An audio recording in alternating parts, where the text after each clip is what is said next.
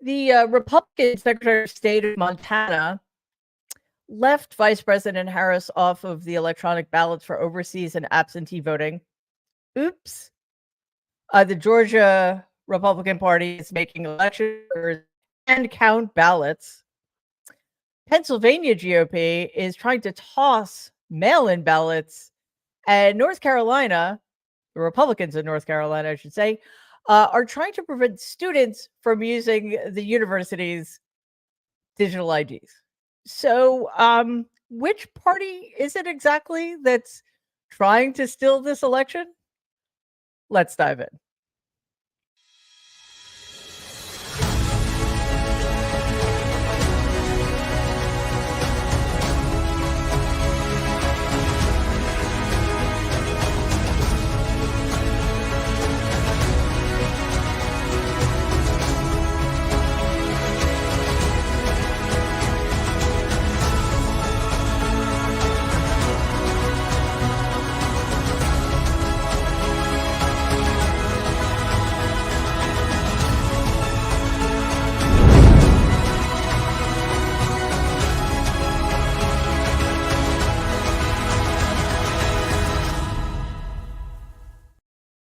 Hey, everybody, and welcome to today's episode of the Nerd Avengers. It's great to have all of you here. Waj, Brian, hello. Hello. Hello, hello. Another relaxing week in America. Yeah, I mean, like, time means nothing. Weekend, like, what is a weekend? So, just from I don't know why, but I just was reminded of Maggie Smith in Downton Abbey, who didn't know what weekends were. But this is different. It's not because we're very, very wealthy, landed aristocrats. It's because we are 6 weeks out from the election, and there is no downtime anymore, as if there ever was. So, oh God, where to start? I mean, Waj, one. Well, oh wait, before anything else, first of all, please subscribe to our channel. That would be awesome. But secondly, and we're waiting for Jen to join us today, but guess what we're doing tonight, Brian and Waj? Oh, we're going to be nerds. Well, no, we're always nerds. I mean, that we're doesn't nerds ever. writ Wait, large. do you take off your nerd costume when you go to sleep? No, we're always nerds.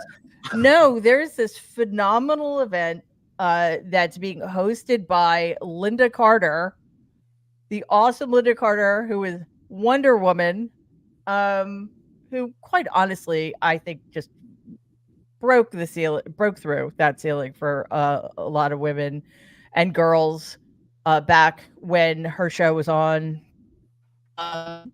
She is hosting a Nerds and Geeks for Harris event tonight. I added nerds. I added the word introverts too. Because, a lot of nerds are introverts. And one of the reasons we become nerds is because we're introverts. So it's going to be me, Brian, Waj, and Jen Taub at this event. I think I should know this. We'll put it in the chat, but I think we're on at around 9. It's a 18. weird 9:18 and 20 seconds. Yes. Eastern time. And we have 5 minutes to tell the world why nerds should be voting for Kamala Harris and Tim Walz. So Waj, we have our work cut out for us. I have a good idea. I'll share it for us later, which I think will be awesome. Super nerdy. Okay. Well, Super I mean, nerdy. it's what we do. It is what we do. It'll be so on point, like that any nerd who's watching will be like, well done, well played, nerd. Can I just, I don't know if you and Brian think about this ever. I grew up watching the Wonder Woman show on syndication, and I always loved superhero shows, and it didn't bother me that it was like, before my time, because it used to come on syndication. I'm like, Wonder Woman. And I'm sitting here looking at the lineup, Mary, of who's there. It's all the, the Lord of the Rings folks. It's the cast from The Boys. I think Mark Hamill's going to be there. Linda Carter. So many people. And it never fails to kind of it never fails to just kind of shock me in a wonderful way that I'm able to share space with these people. Like I never thought growing up in the Bay Area as this like husky pants wearing son of Pakistani immigrants that Linda Carter would retweet me and Mark Hamill would follow me and then send me a nice note saying like, "Oh, I saw, your presentation for Comics for Harris, and I'm on a Zoom with comedians for Harris, and now I'm on a Zoom with you and Brian with like, these nerds." It's kind of remarkable, isn't it? Yeah. I mean, I don't know if you guys knew this, but I was on a friggin' Star Trek panel last month. I mean, it's like this is what? What? I saw all these first run. How old am I? You saw it in syndication watch. I saw them on first run. I'm feeling old. But yeah, what was funny about the Star Trek people is I actually was talking with, I wasn't on a panel with them, but I told them it was Jonathan Frakes and Marina Sirtis, I guess. And they were, I told them during the Gulf War, one of the things that brought the troops during the first Gulf War some break and respite was they had, back then it was, VHS tapes, and they had projected them on a cardboard wall out in the middle of the desert watching Star Trek. And to think that you would ever be in the same, talking to these guys, like you said, Waj, it's kind of cool and my inner nerd is showing. Yeah. So we'll get to Nerd Out tonight. We'll put the link in the chat for everybody. 9:18. We're on 9:18. 9:18 and 20 seconds Eastern time until 9:23 and 20 seconds Eastern time. So yeah, very, very excited about that. And we have something very exciting not yet planned for you. In my head, it's a good idea, which I will share with Mary and Brian. Yes. No capes. Anyway. Okay, Edna Most. No capes. Well done.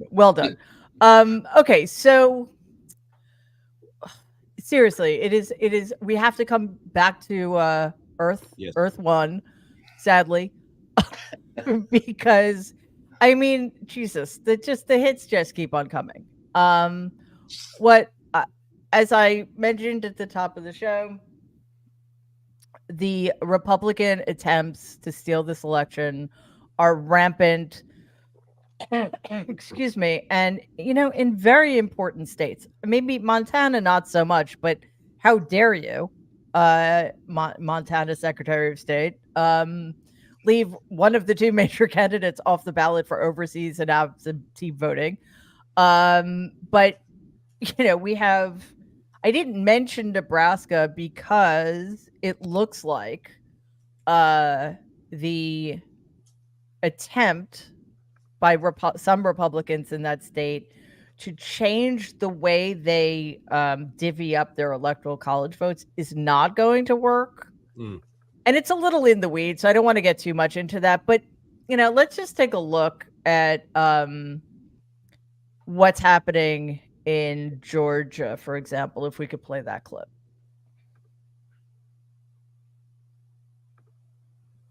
More last-minute changes to its rules. The board is meeting now after it passed that controversial mandate on Friday to hand count every ballot on Election Day. Fox 5's Rob D'Arienzo is here tonight to break down the latest developments. What happened today, Rob?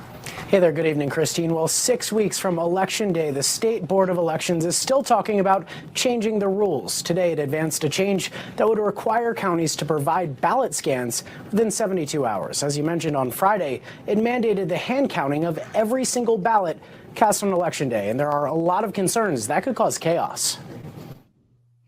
For those of you not aware, Atlanta is in Georgia. Like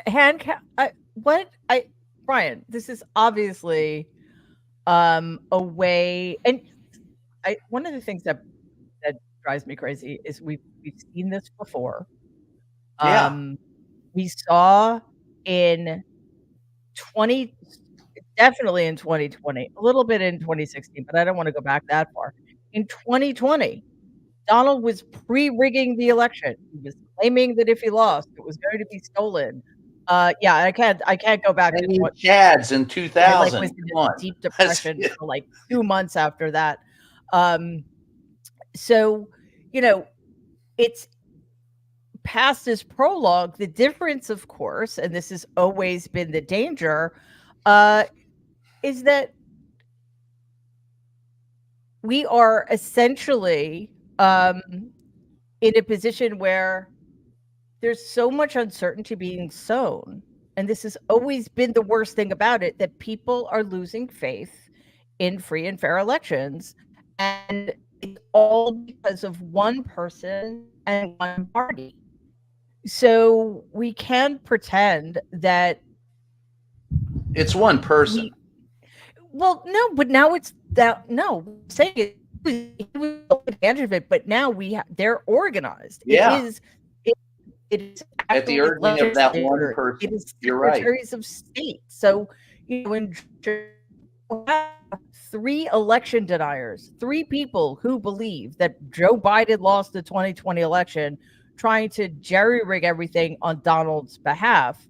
And just as in 2020, remember when Donald declared that he won the election before we had the results?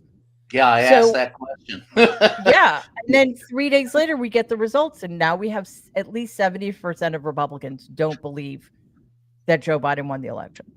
Despite losing 60 times in court, despite the fact that overwhelmingly he never had any of those votes, despite the fact that he called up and asked to find votes that weren't there. Look, 6 weeks out from that election, what you're seeing now, and I will go back to 2000 and the hanging Chads. You were able in 2000 to stomach it because at the end of the day, you didn't think that Bush was, if he was maybe a monster, but he wasn't a monster who wanted to be an authoritarian. He just wanted to go out to Crawford, Texas and have himself a cookout. But the problem with Donald Trump is he wants to destroy everything that is America. And in doing so, it's up the anxiety. And in 2020, 6 weeks before the election, when I asked him, would he respect, a peaceful transfer of power, he said, stop counting the votes. Now he's trying to find a way through his minions to actually do that, to make sure that the votes aren't counted. And their reasoning, like in Georgia and Pennsylvania, when you talk to the Democrats and Republicans, both acknowledge that this is going on. The Democrats say it's a destruction of the democratic process. And the Republican, the MAGA members will tell you that this is so that the real will of the people will be out. But it makes no sense if the real will of the people is only white people and making sure that others cannot vote. That's voter suppression. But they justify this in their head because they believe that Donald Trump is their savior. So whatever Donald Trump wants, Donald Trump gets. And I think there will be studies, and you're the psychology major among us, Mary, but I think for the next major century, you're the major guy there. Major. You have the degrees. But I'll just say that for the next 100 years they'll be studying this shit. How fucking whacked are they that you have? It's a complete disassociation from reality. The scary part is when you talk to people who are in office, and otherwise you would think that they were rational people. You may not agree with them, right? I may not agree with their politics, but sometimes they're rational. This is an irrationality that you just can't wash away. And to count every ballot, like you said, Atlanta folks, Georgia, you count every ballot. How long are you going to take to do this? A week, a month, a year? You've got to have it done by a certain amount of time. And what they're trying to do is to make sure that all ballots aren't counted. At the end of the day, what they want to do is to make sure that it freezes when Donald Trump has one vote, when he's one vote ahead. Yeah, and Waj, I'm going to degree. See, that's my psychology major talking. I'm going to disagree respectfully with Brian. I don't think that I know they know exactly. And I want to, if we could play that Springfield clip for a second, please. left-wing nonprofits to inundate Pennsylvania communities, changing the character of small towns and villages all over our country and changing them forever. They will never be the same. They will never be. Do you think Springfield will ever be the same? I don't think. The fact is, and I'll say it now, you have to get them the hell out. You have to get them out. I'm sorry. To get them out. Can't have it. Can't have it. They've destroyed it. Yeah. Okay. Yeah, hating somebody as much as with the heat and passion of 1,000 white-hot suns. What they're saying is the will of the white people. Their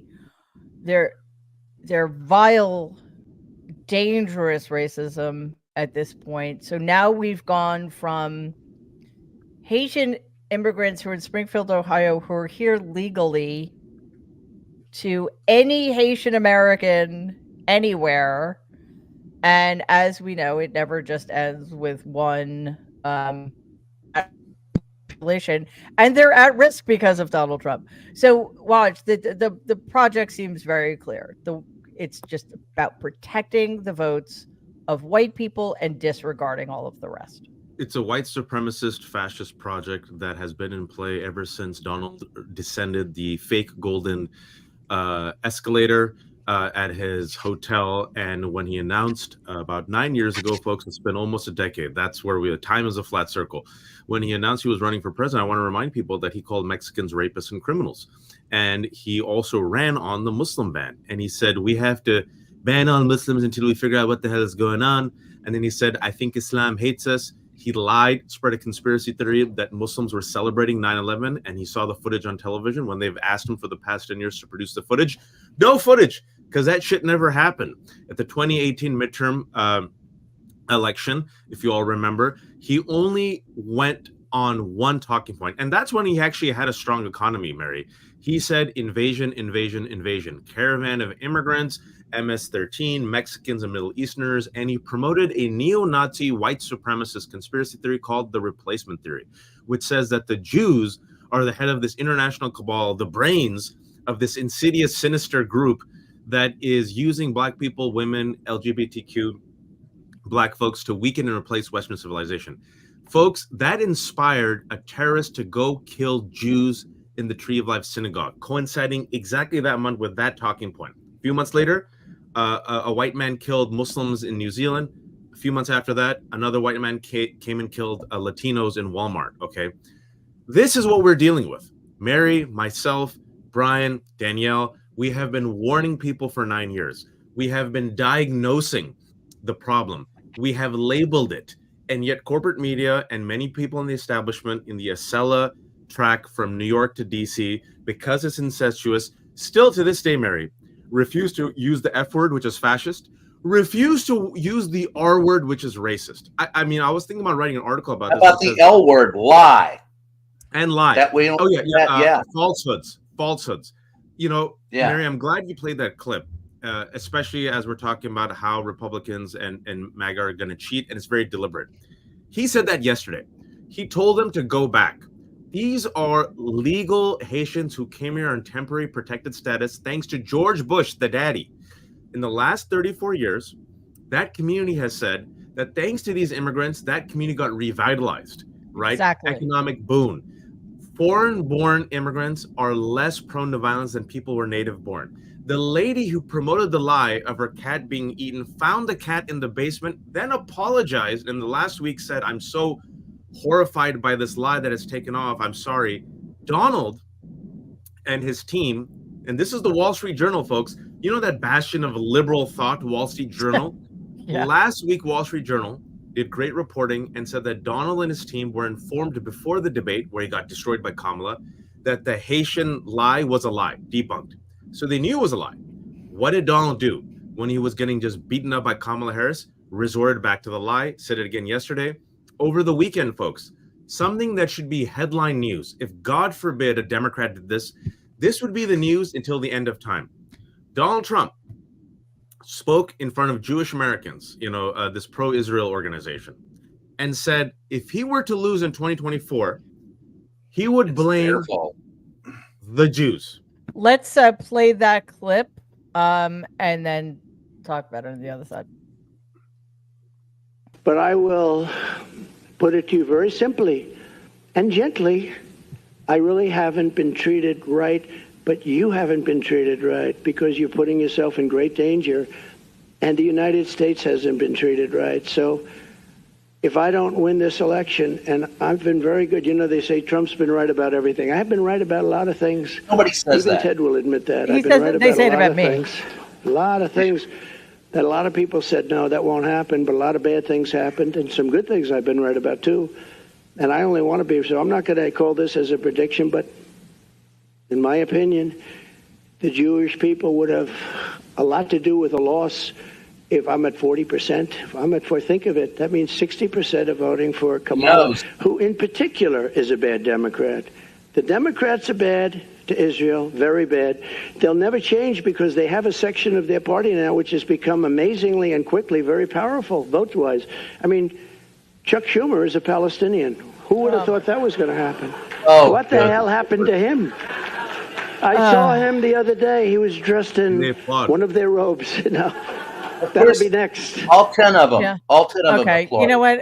And blaming Jews for a country's problem or the world's problem always works out really well. But Waj, one of the reasons that Donald gets away with this vicious, violent rhetoric is because of the enablers in the Republican Party who don't care about it. So let's check this statement out from Tom Cotton. Or not. Oh, there we go. For election, because at an event earlier this week, ostensibly about combating anti-Semitism, former President Trump suggested that if he loses, it will be the fault of Jewish voters. Take a listen.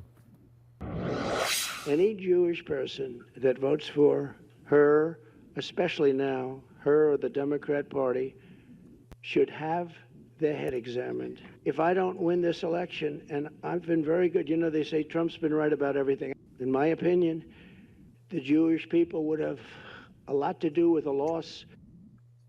Are you comfortable with that? With Donald Trump saying if he loses preemptively, it's the fault of the Jews, a group already experiencing a rise of anti-Semitism in this country from the left and the right, but still preemptively it's the fault of the Jews? Well, Jake, Donald Trump has been saying things like this for at least 11 months since the October 7th attacks. I think the only reason the Democrats latched onto it this week is they see the polling that reflects Donald Trump winning record high amounts of Jewish voters for Republicans.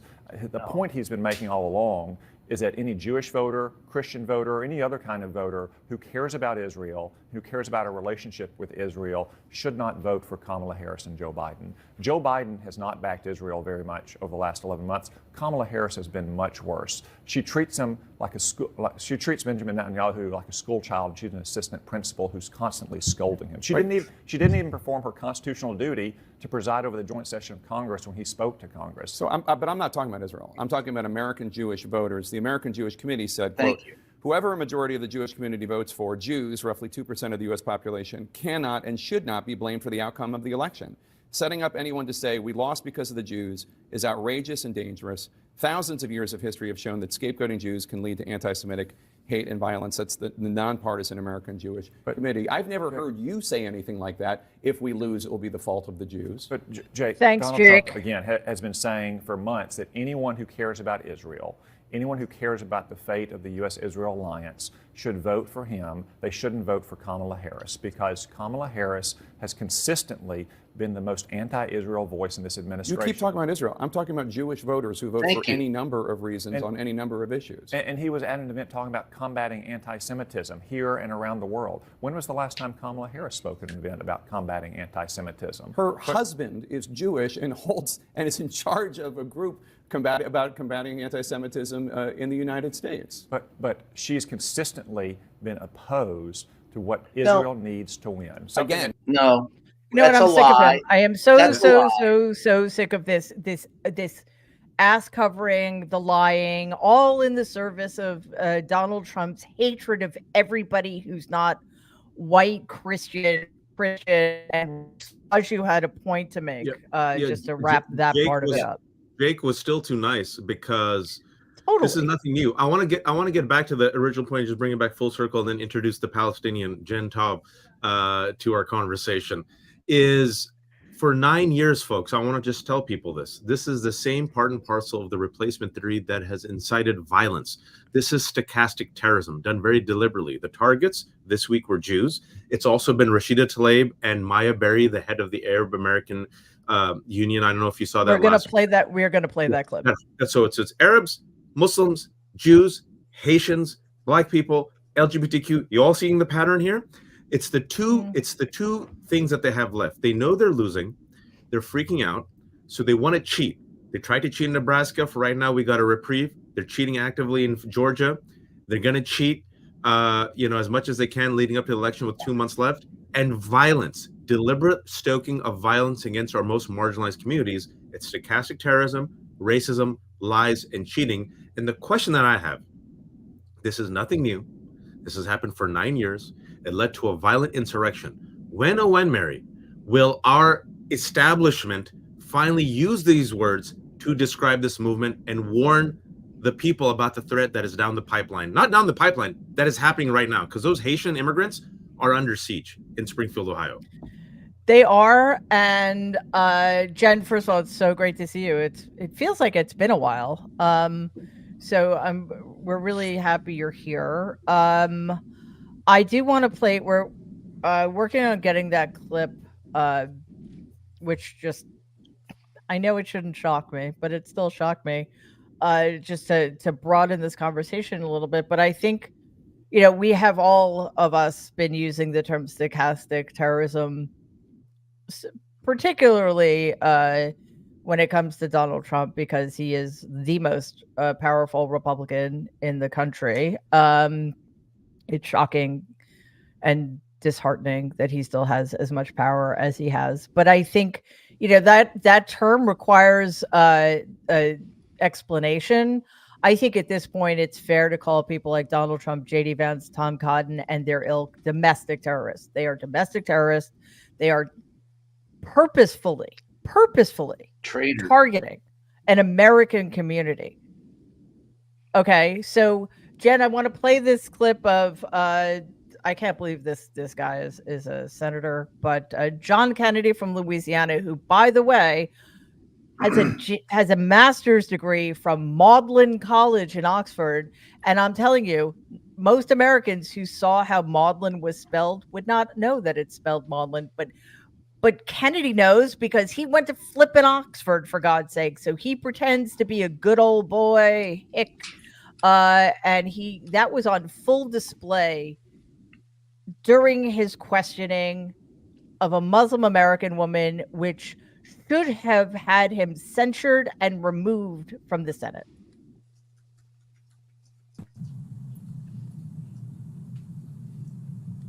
You support Hamas, do you not? Senator, oddly enough, I'm going to say thank you for that question because it demonstrates the purpose of our hearing today in a very effective way. Let's start first with a yes or no. Hamas is a foreign terrorist organization that I do not support, but you asking the executive director of the Arab American Institute that question very much puts the focus on the issue of hate in our country. Well, I got your answer, and I appreciate it.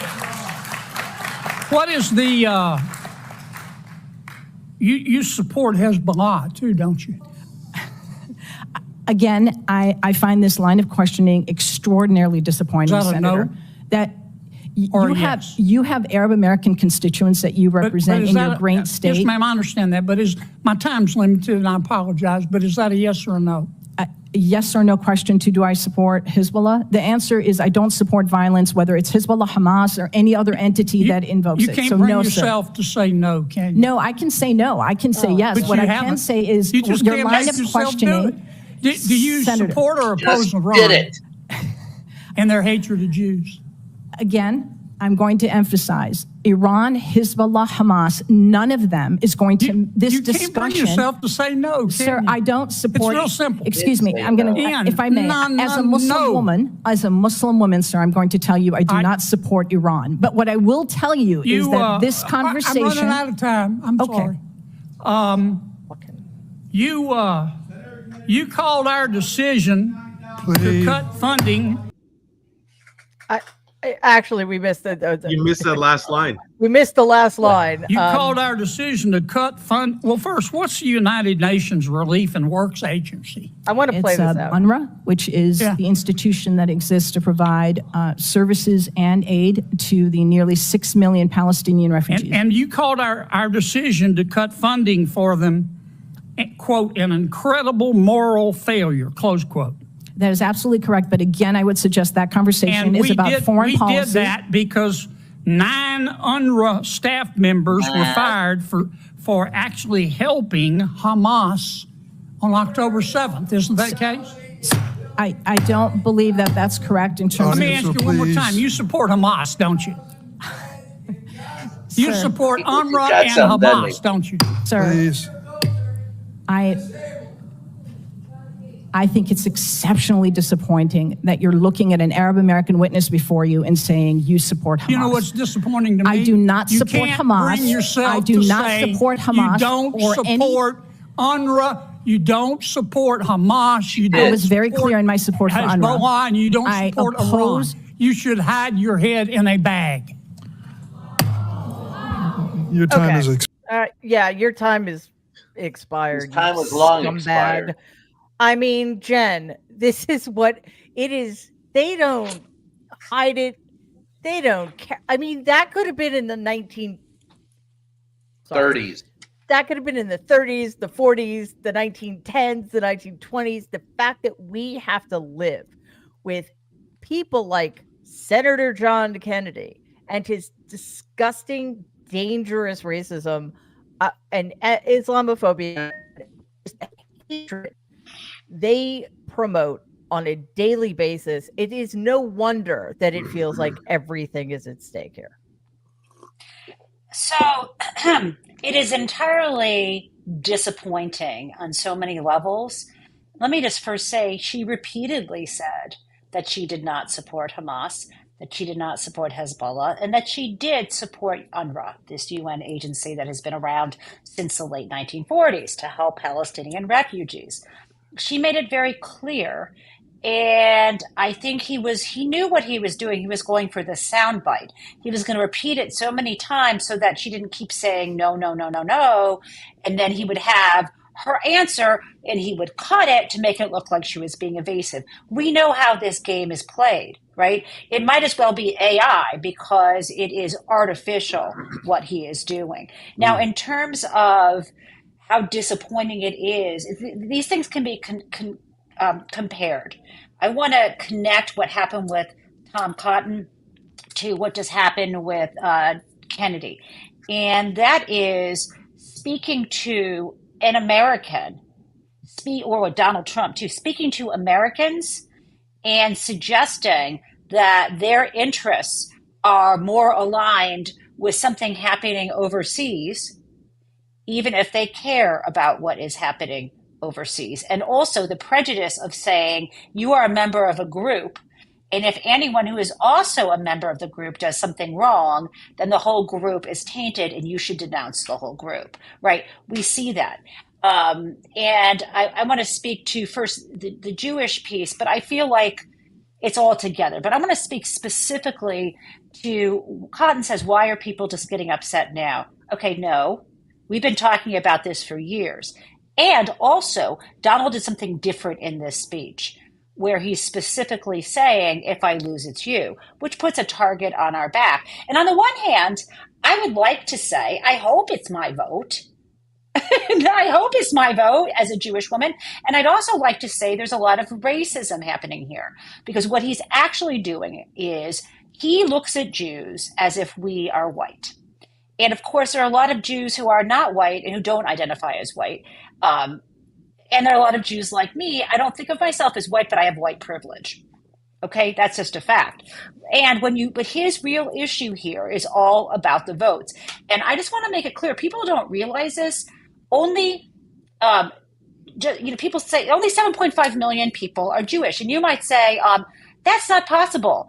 Everyone I know is Jewish. And you may think of that if you're in New York or New Jersey. But, I just want to, I'm not going to show this slide, but I had a slide that I showed on Morning Jen yesterday. And just to be clear, in 1899, there were 1 million Jews in America. And now there are about 7.5 million. Okay? We're about, depending on how you count, 2.2 or 2.5% of the population. And sure, New York, 9%. But you go look at South Dakota, folks, it's not even like you can't even register the number of Jews. There are only 250 Jews. And I spent a summer in South Dakota on a reservation. So once there was probably 251, right? North Dakota, 400. And then you get to places, so like, I just want to let you know that if you live in Massachusetts, California, or New York, the reason why if you know one Jew, you know all of us is because like other minority groups, out of safety, out of culture, we cluster together. That's just the way it is. Now, I also want to say Jews, although 7.5 million here, what does Israel have? I don't know, 8-ish million. And yeah, I care about the Jews in Israel. I also care about the Arab Israelis. I also care about Muslims, whether they're Arab or not. I mean, my issues as a Jewish woman are multifaceted, right? And the idea that to suggest that, hey, you owe me because I fucked up the Middle East, because that's exactly what Jared did, we can just say. But I'm going on and on, Mary. I just can't. I'll let it go. It is so upsetting to me that he's put this target on our back, and it's already there. So great. And Republicans are totally cool with it because they think it works for them, right? And Brian, you had a point to make about the kind of tactic that's at work here, and then I do want to shift gears. Yeah. First, this take me a second to unpack, but first of all, neither Tom Cotton nor John Kennedy speak that way privately. I've interviewed them. I've been in. This is all bullshit for the public. And it's all Roy Cohn tactics. It's the idea: attack, don't defend, never admit defeat, never give your political rivals anything more than the title of enemy, and stake out a black and white enemy. It's bullshit. It has been bullshit, and the problem with it remains that people are dying. Look. What really pisses me off about all this is, my dad, they call us Phoenicians or Lebanese. They've called us Arabs and Muslims. I have cousins that are Jewish. I have cousins that are Arabs. I have cousins that are Muslims, and I was raised Catholic. And with all the bombing that's gone on recently, I have lost friends or family from all three branches in the Middle East. I've lost friends and family in Israel. I've lost friends and family in Palestine and friends and family in Lebanon. And to hear this bullshit coming out of this man's mouth tells you they do not want and do not care about a solution to a problem that they've created and invented in their own head. And it frustrates me on levels that I can't even describe accurately. But to me, at the end of the day, this man is a traitor to the United States. And all those who support this kind of nonsense are traitors to the notion. If you sit there and look at what they've done to legal American citizens in Ohio, and the fact that they double down on it every day, then they want to blame Jews if they lose, and they want to say you're not Jewish enough, and then they want to say that you're a supporter of Hezbollah.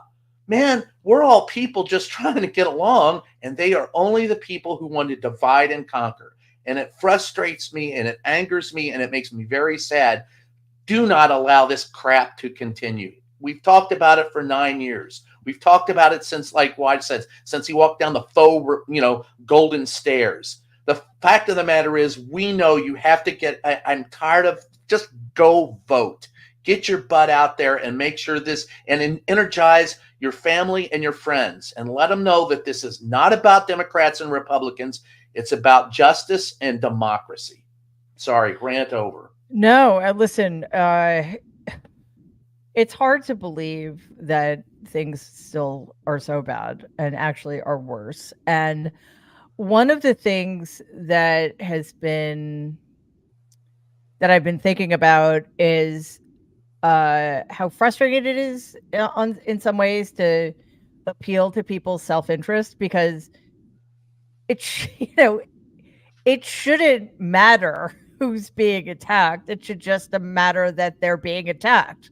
Yes. Whether or not we belong to that group or not, So can we just be human beings here who don't want our fellow human beings to be scapegoated and endangered because of the vile hatred of people in power? Can we just do that, perhaps?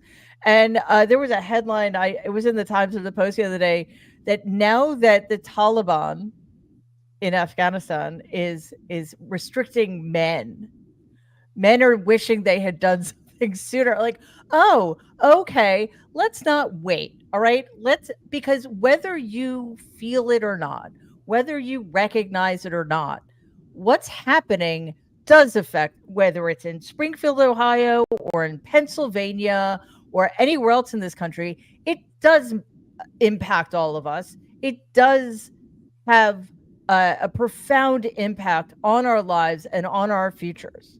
Do we really want to live in the kind of future that Senators Kennedy and Cotton and fucking Donald Trump have in mind for us? No, we don't. Also,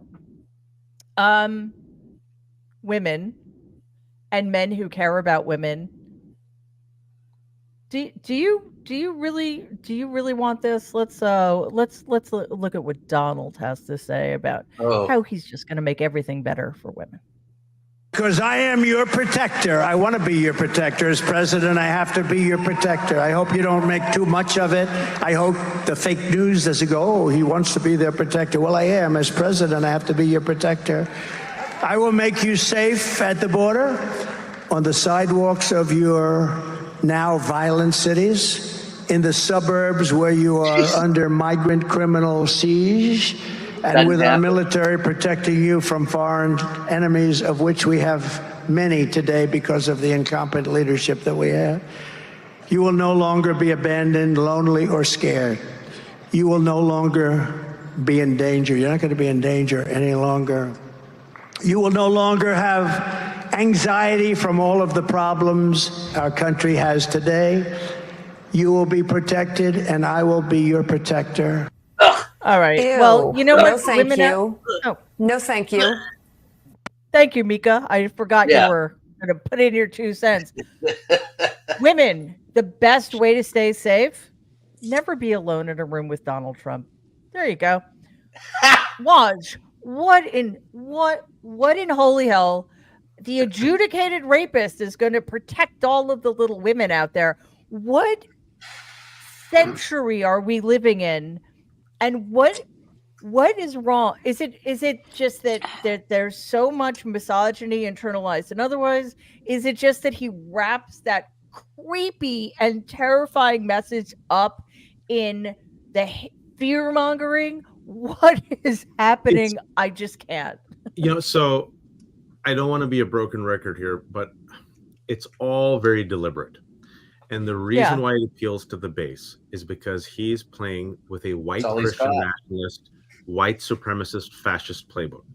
Just a couple of days ago, I know it's a shameless plug, forgive me, but I wasn't going to talk about it, but I have to. On the Left Hook, on my Substack, I interviewed the CEO of PRRI, Public Religion. Hold on a second. Hold on. Sorry. It's called the Left Hook. It's Waj's Substack, which is a newsletter. I'm still terrible at it.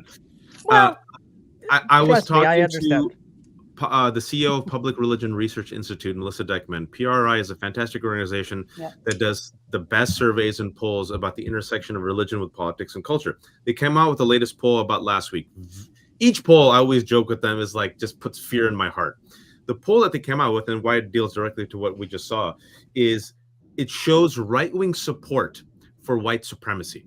And she was telling me, people look at the polls and they're like, oh, look, right-wing support for white supremacy. That's terrifying. Support for violence to achieve their goals, whatever we talk about for the last 30 minutes. But she said a part of the poll that people aren't really talking about, and what we talked about in our interview, was child rearing and patriarchy, and how they are so intertwined. If you look at the views of people when it comes to child rearing and patriarchy, it aligns with right-wing support for white supremacy and violence. Specifically, what they're looking at is a strong man, a white man who will restore order. I will protect the family. I will take us back to the past where, wait for it, folks, this is important, women were women and men were men, where women knew their role. Were scared. Women were trad wives in the house and men protected them. They went and got the food, and women were able to have babies. Does it sound familiar? Childless cat ladies, J.D. Vance.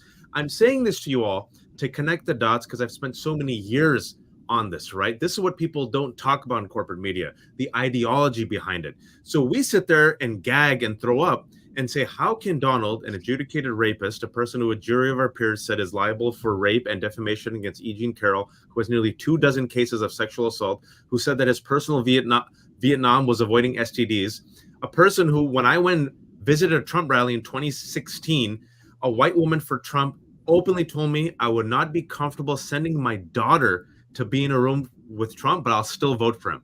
How can that guy come up and say that on the heel of talking about Haitian immigrants being deported back, send them back? It's all part and parcel, Mary, of this ideology of white supremacy, white Christian nationalism says a white Christian man has to be in control. We have to rid this country of evil and filth and invaders. We have to have women back in their place.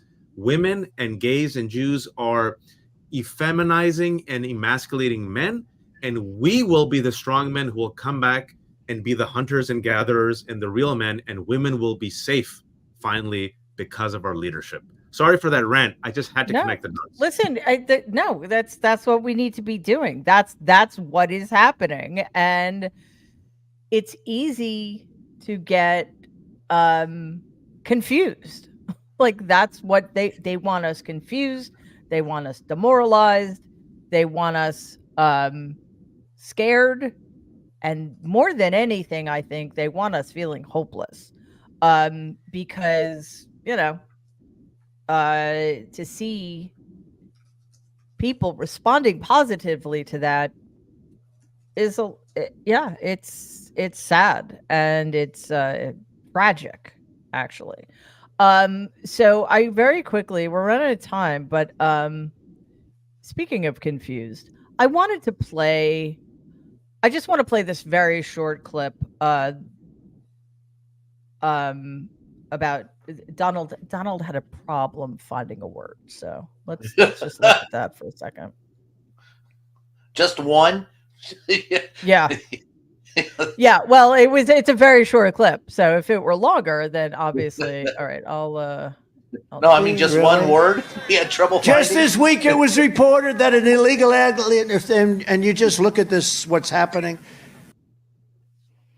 I will give $1 billion to anybody who could tell me what he actually said there. Okay, so there's this thing called paraphasia, and I'm not a neurologist or a neuropsychologist, but I used to do neuropsych testing, so I know a little bit about this stuff. And I think the thing he does most frequently is something called phonemic paraphasia, which is when he uses a non-word, but that preserves part of the word he actually meant to use. This would be called, I'm not sure technically if this is true, but neologistic paraphasia, when he just makes the word up. And I think, I can't remember what the phrase he used. It's one of his stock phrases. He said something like, "You won't believe what's happening," or what's right. And I think that's his way to bring himself back, because he knows he knows that he was babbling, right? Yeah. So Brian, we went through months, years of Biden's too old, Biden, blah, blah, blah, blah. And as always, I think we in listening to Tom Cotton's remark, the criminality, the racism, the hatred, the cruelty, all of that, it's all baked in. Nobody cares. Well, that isn't true. But if you stop talking about it because you make that assumption, then that's problematic. This stuff, however, especially given what they put President Biden through, if we just focus on one thing, how about the fact that one of the two people running for the presidency is in serious and dangerous cognitive decline? Can that not get some traction? Well, and here's my plug. I'll plug Reverse Shot. Look at the problems of the press. Sorry for the shameless plug. It wasn't really shameless because nobody knows what you mean. Can you just let me do it? Let me do it.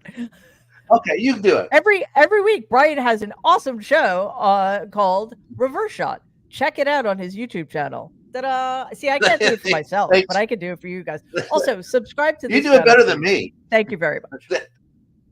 Look, this Donald Trump's mental decline, is well documented by the press and underreported by the press. In fact, I was there when Neil Gorsuch was, when he introduced Neil Gorsuch as his nominee for the Supreme Court. I was in the East Room. I was standing 6 feet away from him in the first row and I could see his hands shaking, his palsy. I could see him stumble over the words. I'm not the only one noticing this, am I? And he turned to me and he said, hi, Playboy, I see you, and I'm going, afterwards I went back, I go, does this mean we're dating? I can't get him to answer a question, but he notices I'm from Playboy and he wants to hook up later. What is his problem? This has been on, look, that was, how long ago was that? 7 years ago? 8 years ago? Everyone in that press room knows. Everyone in that press room has seen it. Everyone who covered Donald Trump was aware of it. And we did not report it as often as we should.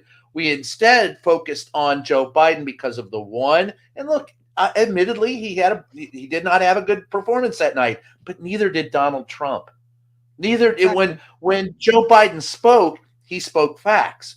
When the wonderful orange man spoke, he babbled incoherently. And he continues to babble incoherently. And the fact of the matter is, there is no reason on God's green earth why this shouldn't be, an issue in this campaign. It should well be a larger issue in this campaign. But again, we normalize Donald Trump's activities because we adhere to this idea of false equivalency and access journalism. Donald Trump will scream that Kamala Harris isn't giving a press conference. On the face of it, that's correct. Then Donald Trump will say, I'm giving press conferences. On the face of it, that might be correct. But here's the fact. The fact is she will appear, she will talk to us. He will only talk to the people he chooses. So his bullshit about having press conferences, I have been turned down every single time I've tried to cover him.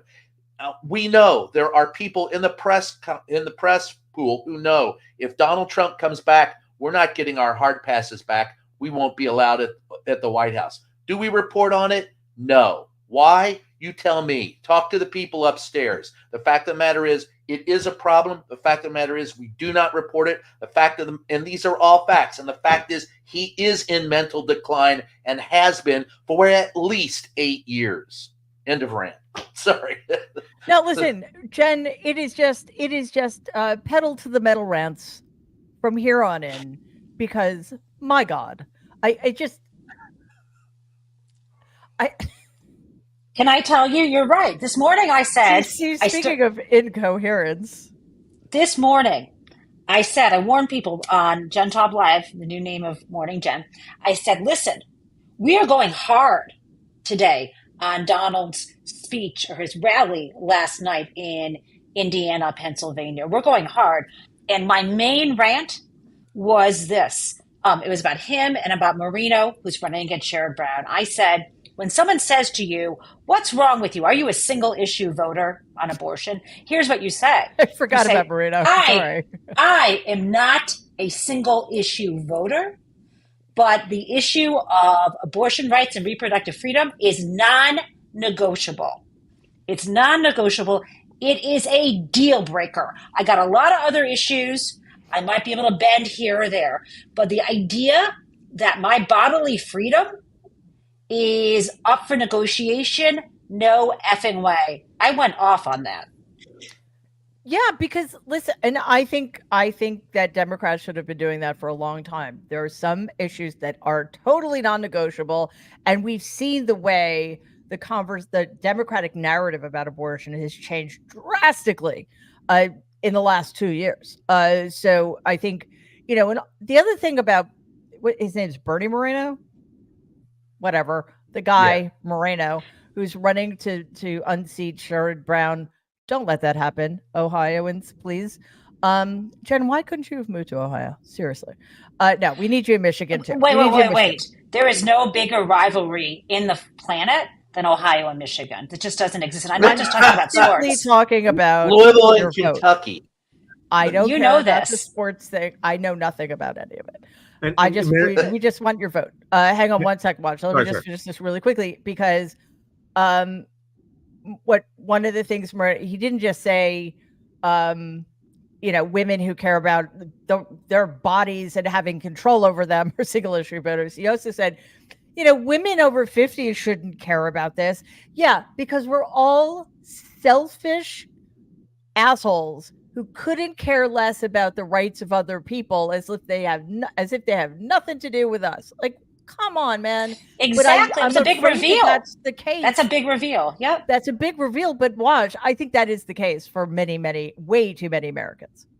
It's the case. And I wanted to I know we're ending. So it's some breaking news that came out an hour ago. We talk about how Republicans are a threat to our democracy, to women, to women's rights, to people of color, to the marginalized.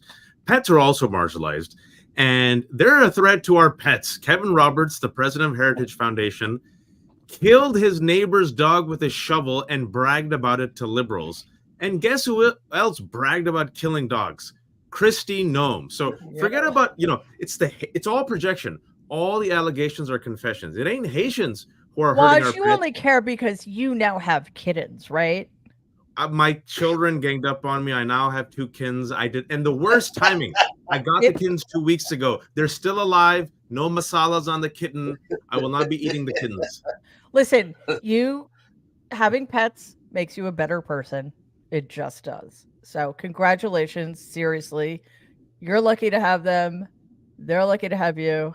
The kids. It's seriously, it's wonderful. So I got one from the shelter, and now these 2 kittens. I'm a very anti-pet person. I know we're ending. This is why Mary's. You cannot be. No. You can't say that because you don't want to make. Guess who the pets hang out with now? Guess we're. Because they know that they know to work. Yeah. Okay. So, before we hop let's hop into in other news right now. I want to check out this screenshot of one of my tweets. This is not the echocardiogram of a dying person. This is this is that was funny. I just came up. That was pretty good. That's on your top 10 right there. I'm quite really proud. This is a screenshot of Donald Trump's media and technology group, which owns the long failing social media platform Trues Social. It has lost like 80%. Basically, if you invested $1,000 in this company at the beginning, your $1,000 is now worth $180. So I wrote this. It's understandable to feel a bit of schadenfreude over the catastrophic implosion of Trump media stock, but think about all of the people who are losing real money because they believe the myth that Donald the Grifter is a business genius. Okay, fair enough. I got so many responses saying, essentially, fuck them, we don't care about them. And I understand that too. However, part of what we need to understand if we are ever gonna get better as a country is that a lot of people who believe in Donald Trump have been lied to for decades. And we're talking about old people who thought this was a good investment because they've been sold a bill of goods about what Donald Trump can do for them. People put their pensions into this and they now have nothing. I mean, I think we should care about that. I mean, yeah, I'm thrilled that, once again, Donald Trump has proven to be a total failure at everything he's involved in. But he's the only one who's going to emerge unscathed, as he has time after time after time. Quick segue. I just put out a video about sort of the financial history, Donald's financial history in the context of his earlier years, at a time when, he was a millionaire as a toddler. And over the course of my grandfather's life, he gifted and quote unquote loaned Donald $413 million. So I dig deep into what that did for Donald and to Donald, and part 2 will be coming tomorrow. So please check that out. It's called Family Values Part 1, The Handout. All right, so we're going to leave it there. Everybody, please remember to check out Jen Taub's new YouTube channel where, Jen, what's it called? It's going to call it Morning Jen. Jen Taub? Oh, it's Jen Taub Live is what I just call it. It's simple. I just wasn't sure if it was Jen Live or Jen Taub Live every morning at 8 a.m. Eastern. Of course, Waj and Danielle over at Danielle Moody's YouTube channel have Democracy-ish, and Danielle is posting her Get Woke videos. Brian's Reverse Shot over on his YouTube. So basically, subscribe to all of our family of YouTube channels. And again, don't forget Waj's Substack, Reverse Shot, Jen's Substack, which also has a new name that I can never remember. Jen, what is your Substack? She shrugs. It's the Daily Jen. I try to keep it simple. Wow. Okay. The Daily Jen. Mine is called The Good in Us. And yeah, we're lots of new stuff coming, lots of new videos. It's crunch time. It's crunch time. We are all working like fiends. So subscribe to the channel, share the videos with people you think might be interested, like them, and all of that good stuff. To everybody, you guys are great in the comments. Thank you to our moderators. Thank you, Mercedes. Thank you, Jen, Waj, Brian. It's great to see you. And we will see you nerds tonight at some really weird time Eastern. I think 9:18. 8. No, guys. No, stop. That's the private time. The show starts at 8. No. We come on at a certain time. Yeah, that's the show starts at 8. Every email, we can have this fight offline, guys. Nobody wants to see us fight. So we're going to go now. Anyway, it's great to see you guys today. We'll see you at the event. We'll get the right time to you in the event that we got the wrong time to you. 9:18? Jen. Yeah. Okay. In the meantime, everybody, stop listening to us. Stay safe. Be kind. And we will see you back here on Thursday. Bye.